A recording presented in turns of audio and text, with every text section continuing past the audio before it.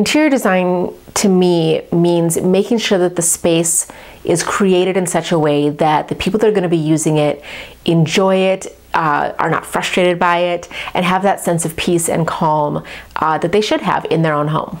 And the process is pretty much the same whether it's in person or whether it's virtual. We have an initial design meeting via Zoom or in person. This is where we go over what the parameters for the project are, what exactly you want to accomplish, if there's any restrictions as far as the total square footage, budget numbers.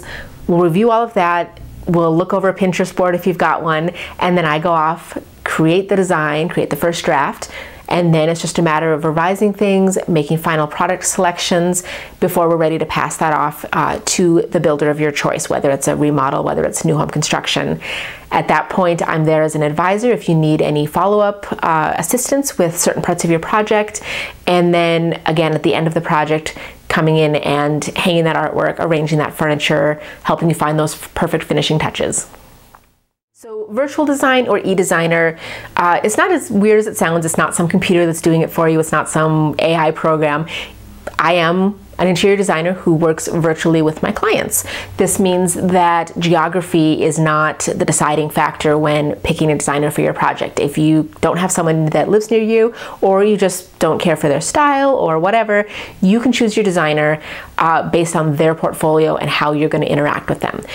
All it is using the available technology like Zoom, email, all of those things, all of these communication methods to communicate with my clients from a distance. So much of what I do is on the computer. It's all, virtual renderings I can create using Photoshop and various other rendering programs.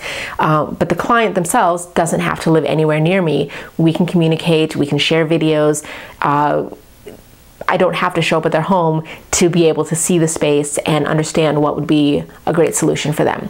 Especially when we're talking new home construction, we're building something from scratch. I can see photographs of the land, hear what their parameters are, and create something for them regardless of whether I've even stepped foot in that state before.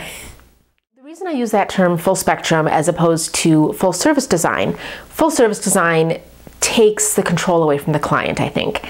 It is what you see on HGTV where they tell the designer what they want, the designer goes off and does their thing for a couple months, and then there's this magic reveal, and the client is just as surprised as the audience when they see it. Full spectrum design means that I can handle any phase of that full service design project if that's what my client needs, but I keep the client involved throughout the entire process. I can do the initial concept and pass it off if that's all they want, or I can follow the project through to completion. We can still have that magical moment at the end, but they know what's coming. I really try to involve my clients in the process and educate them along the way. I don't like to just say, this is the way it is, this is the best solution, or I think you should do this, and really don't take them into account. I always explain to my clients the difference and the pros and cons between the different options that I present to them. Or if they have questions and they say, hey, I saw this gorgeous idea, what do you think about that? I will explain to them why it is or isn't the appropriate choice for their project. You're not only going to get a beautiful space and one that's been fully thought out for function, then you're going to get that full set of construction plans that you can take to your builder and engineer, have them do their work, and it's all organized, it's all ready to go. Every detail has been thought out.